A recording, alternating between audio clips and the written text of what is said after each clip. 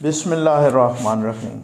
जनाब, स्टोरी मैंने एक ही शेयर करनी है और स्टोरी यही इन हाउस चेंज है, यही तब्दीली, सरकार की तब्दीली है और बहुत ही अहम खबरें आ रही हैं। बहुत ही अब लग रहा है कि पहली दफ़ा कोई संजीदा एफर्ट हो रही है। एक मुलाकात हुई, उस मुलाकात ने बहुत तहलका मचाया। अब ये है कि एक और मुलाकात, अहम मुलाकात, MKM की मुलाकात जो कि मौलाना साहब से हुई थी, उसके बाद शहबाज शरीफ साहब से मुलाकात तय पा गई है और वो मुलाकात, उससे अगली मुलाकात फिर काफ लीग के सरबराहान से भी, उनसे भी तय पा गई है। तो ये क्या चक्कर है, क्या हो रहा है, इसी पे तो बात करनी है, बहुत ही अंदर की बात आपको बतानी है। और जनाब, इससे पहले मैं जल्दी ये बताता जाऊँ, आपने सुना होगा, शायद वो मेन स्ट्रीम मीडिया में इतना ना आया हो, हमारे हॉकी के बहुत ही मायानाज प्लेयर थे और वो जो है ना, रशीदुल हसन साहब, राइट हाफ खेलते थे। हमें याद है, हम उनके मैचेस बहुत शौक़ से देखते थे उस वक़्त जब पाकिस्तान के हॉकी का उरूज था। माशाल्लाह, अल्लाह ताला वो दिन वापस लाए। 80s की दहाई में, जो 80 की दहाई में जो है ना, ये सारा कुछ, ओलंपिक्स कितनी दफ़ा उस टीम ने सोने के तमगे जीते, वर्ल्ड कप जीता, वो उस टीम का हिस्सा थे।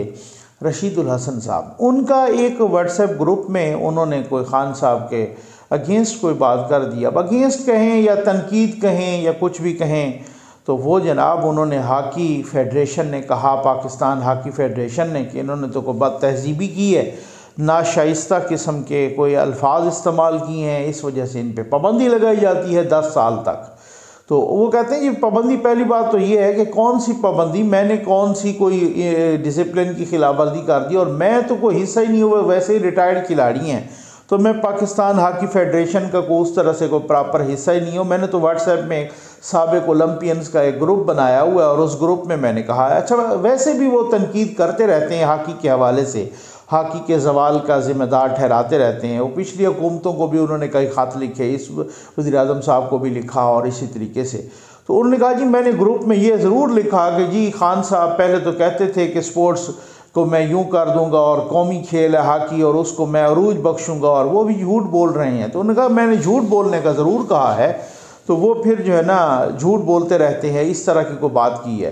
तो मेरा ख्याल, अब उसके बाद जनाब ये हुआ कि उन्होंने, वो कह रहे हैं कि जी वो पैमरा को लिख रहे हैं कि आप इनका मौक़िफ़ नेशनल टीवी पर भी न लें। तो ये तो एक बहुत ही आमिराना, जाबिराना, एक बादशाहाना, शहनशाहाना रवैया है, जैसे बिल्कुल आप कोई जमहूरी तो हुकूमत हो नहीं, यहाँ पे तो जैसे हिटलर बन गए हो कि किसी ने व्हाट्सएप ग्रुप में, कोई नेशनल मीडिया पे भी नहीं हो गया, किसी ने कोई इस तरह की बात नहीं की। अच्छा, फिर एक आम शहरी है, वो अपना राय का इजहार कर सकता है, उसमें कौन सी ऐसी बात है।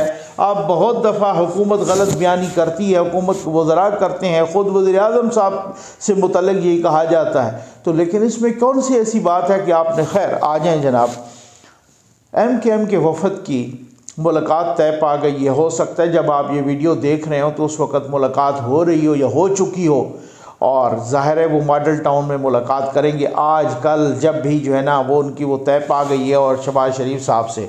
तो अब जनाब बताया ये जा रहा है कि उसके बाद वो अगली मुलाकात काफ लीग से, मैंने आपको पिछली वीडियो में बताया था कि MKM के वफ़द की जो मौलाना साहब के साथ मुलाकात हुई थी, उस मुलाकात में भी ये बहुत कुछ तय पाया था। बात सामने तो ये करने की ना कि जनाब हम सिंध में भी बल्दियाती इलेक्शन और बल्दियाती वो कवानीन और ये वो और सारा कुछ इधर उधर, जैसे नहीं होता जनाब कि जी आर्मी चीफ़ और वज़ीर-ए-आज़म को मुलाकात हो तो मुल्की कौमी सलामती, कौमी और बैनुल अक़वामी उमूर पर इस तरह से मशवरा किया गया और ये अंडर डिस्कशन आए, यही होता है। ठीक हो गया ना, मुलाकात में बाहर बताने को कुछ और होता है, अंदर को जो सूरत हाल डिस्कस हो रही होती है वो कुछ और होता है। अब आपको मैं बताऊं कि अब ये जो मुलाकात पिछली हुई है मॉडल टाउन में, पीपल्स पार्टी जरदारी साहब भी और बिलावल साहब भी आए, जरदारी साहब तो अपना खाना भी साथ ले आए, तो फिर सिर्फ जोराने की दावत तो नहीं थी। जरदारी साहब एक दिन सिर्फ पहले, 2 दिन पहले लाहौर पहुंच गए थे, उस वक्त तो मीडिया को पता नहीं था। मीडिया को पता उस वक्त चला कि जब ये मुलाकात की जोराने की दावत आई, बिलावल साहब फ़ौरन ही मुलाकात करके वापस रवाना हो गए और सुना है जरदारी साहब 2-4 रोज़ और उधर क़याम करेंगे। अच्छा, जरदारी साहब की कुछ मुलाकातें हैं, पहले भी हो चुकी हैं, चौधरी परवेज़ इलाही साहब पर, चौधरी बरदरान से भी उनकी मुलाकातें कुछ होंगी, कुछ मुलाकातें खुफिया भी हो रही हैं। और उस दिन बताया गया जनाब अंदर की बात कि जब ये मुलाकात हो रही थी, पहले तो 10, 15, 20 में, उस मुलाकात में हमने हसन मुर्तज़ा साहब को भी देखा, उस मुलाकात में रुखसाना बंगश साहबा को भी देखा, उस मुलाकात में हमने मरियम औरंगज़ेब साहबा को भी देखा, उस मुलाकात में हमने ख्वाजा साद रफ़ीक साहब को भी देखा। लेकिन जैसे ही खाना स्टार्ट होने लगा तो कह रही हैं कि जी 5 बंदे वहाँ से गायब हो गए खाने से कुछ देर पहले। और वो बंदे थे एक शहबाज शरीफ साहब, एक मरियम नवाज़ साहबा, एक हमज़ा शहबाज साहब और एक जरदारी साहब और एक बिलावल साहब। ये 5 बंदों के दरमियान अच्छी खासी लंबी मुलाकात हुई है और उसके अलावा कोई और ना उनकी पार्टी का ना उनकी पार्टी का कोई रहनुमा नहीं था। तो ये बहुत ही इम्पॉर्टेंट डेवलपमेंट है। आज वो जो मैंने आपको बताया था मौलाना साहब के साथ जो MKM की मुलाकात हुई थी, उसमें भी मुझे मौलाना साहब के करीबी सोर्सेज ने बताया कि जनाब उस मुलाकात में भी सारी डिस्कशन यही हुई है इन हाउस चेंज पर। और जनाब बाहर आके आमिर खान साहब ने भी कहा है कि हमारा जो है ना तो कोई इस तरह का नहीं है, हम जितना हमारा शेयर है, हमारा एक वज़ीर है, फ़रोग नसीम साहब को तो वो अपना वज़ीर ही नहीं समझते, तो कहते हैं हमारा एक ही वज़ीर है और जितना हमारा शेयर है हम उतना बोझ उठाएंगे। और बात और आपको एक अहम अंदर की खबर दे दूं कि MKM तो अब जनाब सुन रहे हैं कि जल्द ही काबीना से निकलने का सोच रही है और वो इस्तीफ़ा देने का सोच रही है।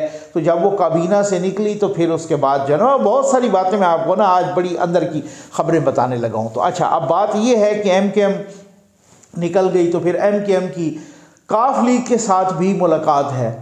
बात ये होती है ना कि कुछ मुलाकातें चलती रहती हैं आम तौर पे सियासी अंदाज में, लेकिन MKM कराची की जमात है और काफ लीग पंजाब के कुछ एरियाज तक महदूद है। तो फिर इनकी अचानक मुलाकातें होना, फिर MKM की मौलाना साहब के साथ भी अचानक मुलाकातें होना, तो वो जो चीज़ें हैं ना, बहुत सारी कुछ तो चीज़ें ऐसी होती हैं ना तो वो बहुत सारी चलती रहती। मसला MKM की पीपल्स पार्टी के साथ मुलाकात होती है ना तो वो बहुत सारी चीज़ें वहाँ पर एक दूसरे की ओवरलैप कर रही हैं, बहुत सारे इंटरेस्ट ओवरलैप कर रहे हैं, बहुत सारे स्टेक्स जो है ना कॉमन हैं।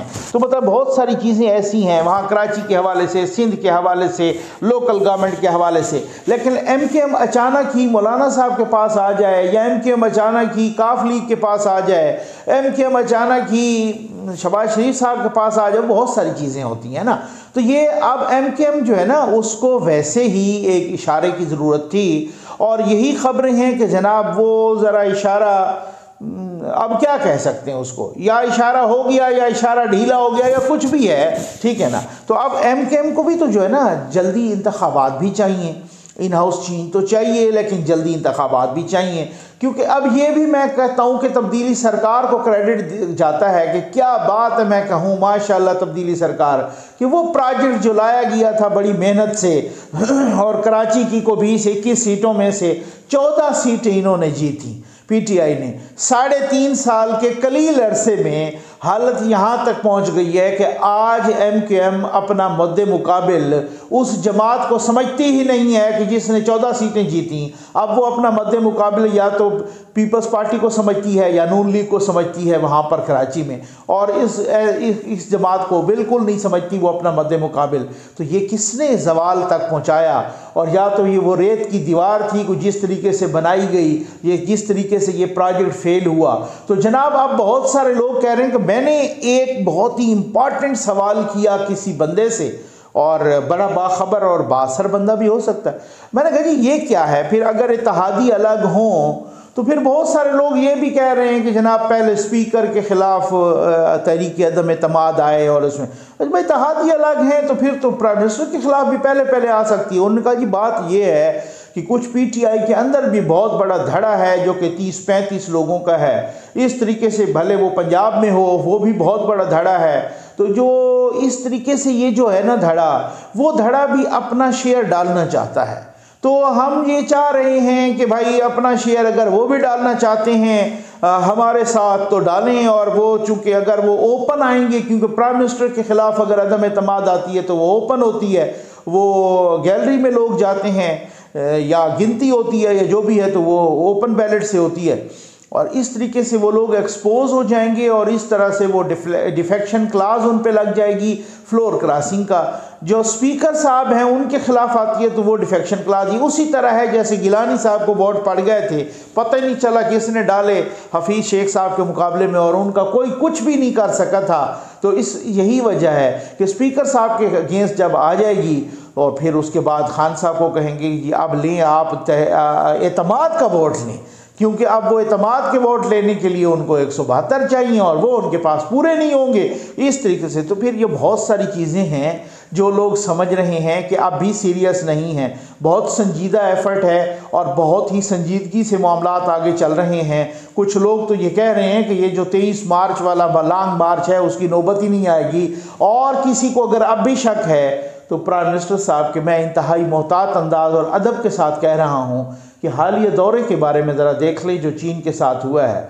वो हमसे ना वो लोग जो इंटरनेशनल कम्युनिटी होती है वो मेरे से आपसे बहुत सारे यहाँ के सहाफ़ियों से तजियाकारों से तजिया निगारों से इवन सियासतदानों से भी ज़्यादा बाखबर होते हैं। उनको खबर लग गई जनाब इस दौरे में क्या इज़्ज़त अफजाई हुई है। अब मैं क्या कहूँ किस तरीके से वो पाकिस्तान अब ज़ाहिर पाकिस्तान के वज़ीर-ए-आज़म पाकिस्तान के वज़रा पाकिस्तान के वफ़द थे, जिस तरीके से उनको वहाँ पे ना कोई कवरेज मिली ना कुछ।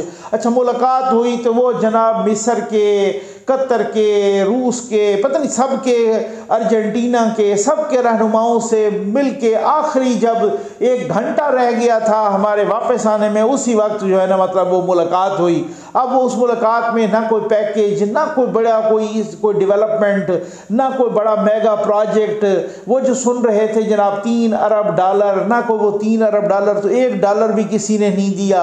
यहाँ वज़रा ने जब जिस तरीके से आके प्रेस कॉन्फ्रेंस की वो प्रेस कॉन्फ्रेंस भी नाकामी का मुंह बोलता सबूत थी। वो इस तरीके से कि वही खिफ़त मिटाने के लिए वो प्रेस कॉन्फ्रेंस करके उन्होंने मुबैना तौर पे अपनी शर्मिंदगी मिटाने के लिए और खिफ़त मिटाने के लिए वो किया, कुछ भी हासिल वसूल नहीं हुआ। यही तो वजह है, पता होता है कि कौन किसके पास अख्तियार है, किसके पास इक़्तिदार है, किसके दिन कितने रह गए हैं। और मैंने आपको बताया ना कि ये इंटरनेशनल गारंटर जो मैं दावे के साथ और ये इंशाअल्लाह मैं पूरी ज़िम्मेदारी के साथ कह रहा हूँ कि मैंने कुछ गैर सियासी लोगों से भी पूछा कि वो उनका भी जवाब यही था कि मैंने कहा जी ये जो कहा जा रहा है कि कुछ इंटरनेशनल गारंटर्स भी हैं इसमें, वो भी मियाँ साहब की वापसी चाहते हैं, ये सच है?